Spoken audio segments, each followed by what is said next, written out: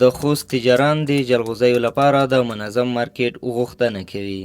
خوست د افغانستان له هغو ولایتونو څخه دی چې د جلغوزیو تولید پکې زیات دی او تر ډیره د خلکو ورځنۍ اړتیاوې پوره کوي، ځکه جلغوزي ګرم مارکیټ لري او نړیوالو بازارونو ته په ښه کیفیت وړاندې کیږي. خو د جلغوزیو تجاران اندېښنه لري او وایي که جلغوزي مو زر مارکیټ ته وړاندې نشي، جلغوزي مو د ګرمۍ له وجې خرابیږي او توان راته کوي. ستونزه همدغه دی چې اوس د نغوزي دا وینې دا رقم خرابېږي د نغوزي ښه چې پاتې شي که نه دا رقم خرابېږي توره نون یې کوي دغه نه بعد بس نه خرڅېږي، توان کې ورته ګټه نشته. دغه ګرم شي ګرمۍ ته د ګرمۍ د وجه سره ګرمېږي، سړې خونه نشته چې پکې کېږدي دا خرابېږي ټول دغه غوزي. رحمت الله چې د جلغوزیو تجار دی وایي زموږ راکړه ورکړه په پاکستاني کلدارې ده او نړیوال مارکیټ کې په ډالرو خرڅېږي چې له دې سره موږ ګټه کمه او ستونزه مو ډیره ده. دوی غوښتنه کوي چې د دوی جلغوزي په ډالرو او یا افغانۍ باندې وپلورل شي.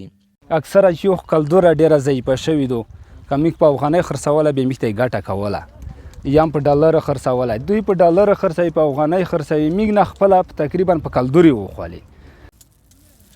بلخوا خوستي تجاران له اسلامي امارات څخه د سړو خونو غوښتنه کوي او وایي که چېرته جلغوزي په سړو خونو کې وساتل شي زر نه خرابېږي او تر ډیره دوام کوي.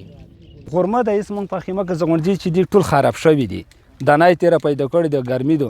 که دا داسې یو سټور جوړ شوی وای پیدا شوی وای چې سړه وی لرلی، دا مالونه به ډېر ښه ساتلي وای. سړې خونو ته موږ ډېر ضرورت دغه شي ته لري چې دا شی داسې شی نه دی چې ته ووایې چې یا یې 5 روپۍ شی دی یا 10 روپۍ شی دی، دا شی قیمتي دی.